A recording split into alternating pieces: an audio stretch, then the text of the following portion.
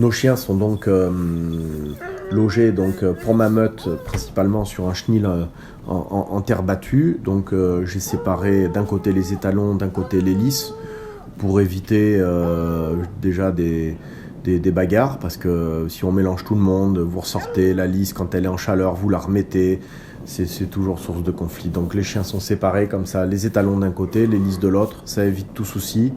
C'est un choix de laisser par contre les deux lots comme ça. Je veux que les chiens vivent ensemble, ils chassent ensemble, ils vivent ensemble, ils mangent ensemble. C'est pour la cohésion d'équipe, hein, c'est comme une équipe de rugby. Hein. Plus il y a de cohésion et meilleur le résultat est.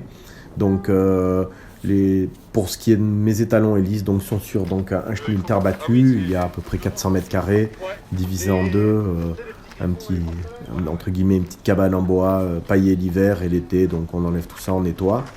Après pour ce qui est donc des chiots, donc les chiots naissent donc dans des maternités qui sont carrelées avec barre anti-écrasement en inox, c'est chauffé au sol et chauffé via des lampes. Les lampes, c'est le top parce que ça réfléchit bien, et c'est vrai que pour les chiennes qui ont des portées des fois un petit peu plus grosses, où le chiot roule un petit peu, où il est bien d'avoir la température. Hein. Il faut le 39 impérativement pour que les chiens soient bien et qu'il y ait du confort.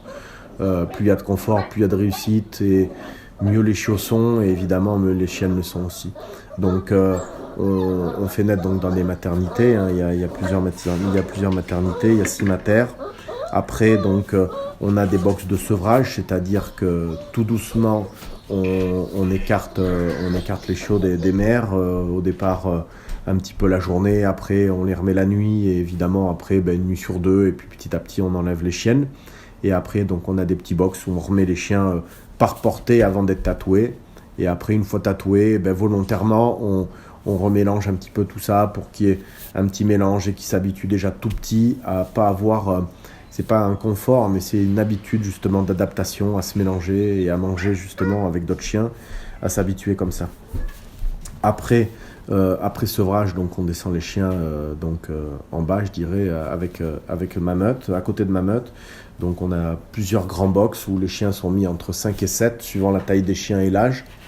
Donc on les met par box, ils sont mis en parc de détente la journée, et dès qu'on peut, dès qu'on estime le chien un petit peu mûr, on commence à les sortir après au petit parc. On les sort entre, on va dire une grosse moyenne, entre 4 et 5 mois et demi, 6 mois, on va dire, suivant le temps de travail qu'on a alloué, le nombre de chiots déportés. Voilà. Donc on va dire on va laisser une fourchette de 4-6 mois, à partir du moment où on commence à les déclarer, donc petit parc, puis après grand parc, et puis voilà. Et après, donc comme je l'expliquais déjà, débourrage, là ce qui est important, voilà, c'est cette phase de débourrage qui pour moi prime, pour voir les chiens passionnés et les former à la chasse au sanglier, pour que ce soit le fait au mieux.